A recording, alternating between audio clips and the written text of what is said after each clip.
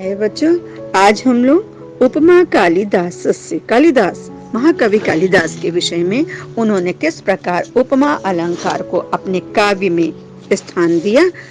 किसी भी प्रश्न के उत्तर में आप उपमा से संबंधित तो जो भी प्रश्न आएंगे उसमें आपको यही उत्तर देना पड़ेगा।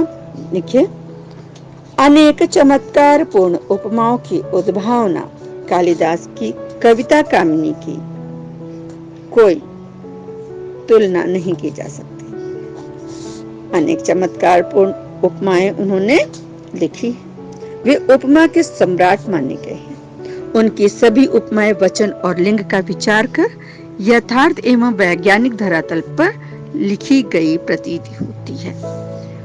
कालिदास न केवल भौतिक पदार्थों को ही उपमान बनाया करते थे, बल्कि वेद शास्त्रों, दर्शन, स्मृति, व्याकरण आदि को भी उपमान बनाते थे।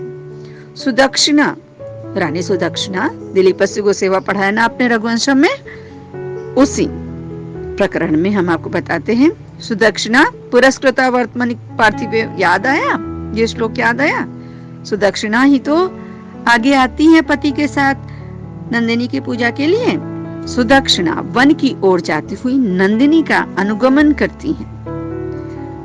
वह उस समय ऐसी लग रही हैं जैसे वेदों के पीछे स्मृतियां चलती हों। तस्या खुरन्यास पवित्र पांसुम अपांसुलानाम धुरि कीर्तिनीया मार्गम मनुष्येश्वर धर्म पत्नी श्रुतेरिवर्थम स्मृति अन्वगच्छत श्रुतेर एव श्रुते एव अर्थम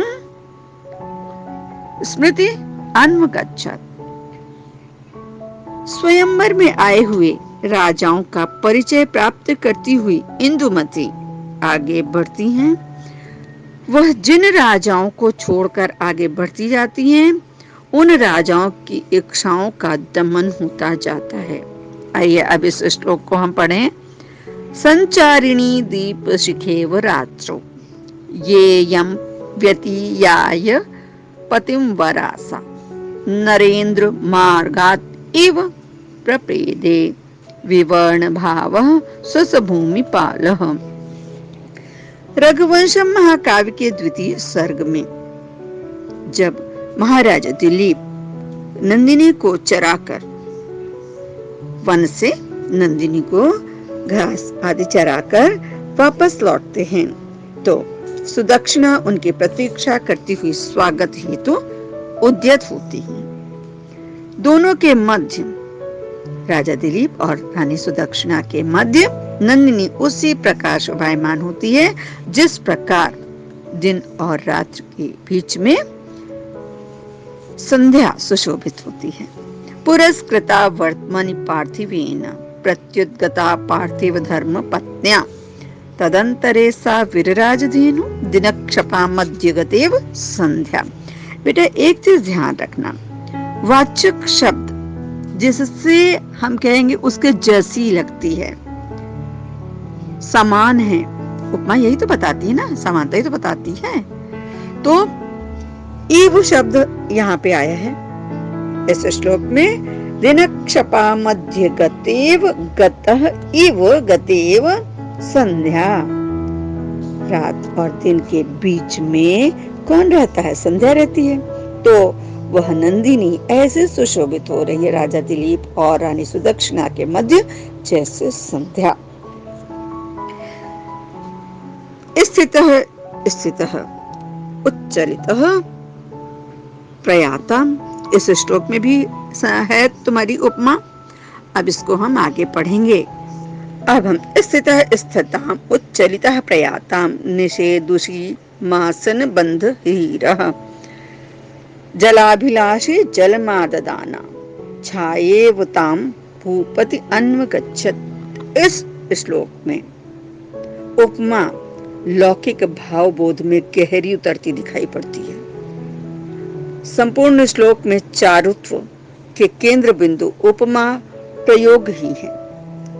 कालिदास के साहचर्य द्योतित करने के लिए कालिदास ने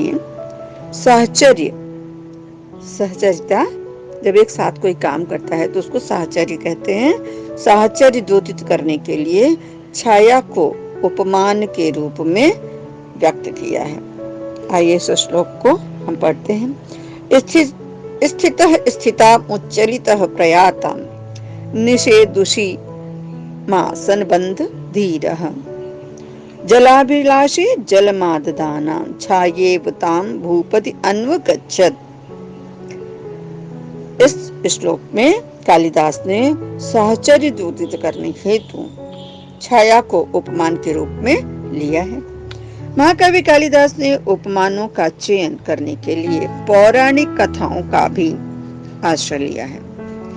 अमूर्त कल्पनाओं के सृजन में कवि ने पर्याप्त सफलता प्राप्त की है। भोजन के लिए पारण के समय उपस्थित नंदिनी सिंह को उस प्रकार तृप्ति प्रदान करने वाली थी जैसे चंद्रमा का अमृत राहु को संतोष प्रदान करता है।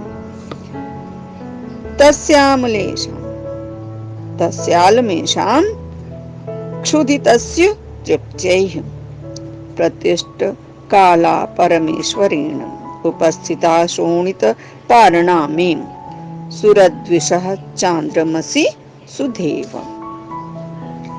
इस प्रकार कहा जा सकता है कि महाकवि कालिदास को उपमा के क्षेत्र में अद्भुत सफलता प्राप्त हुई है।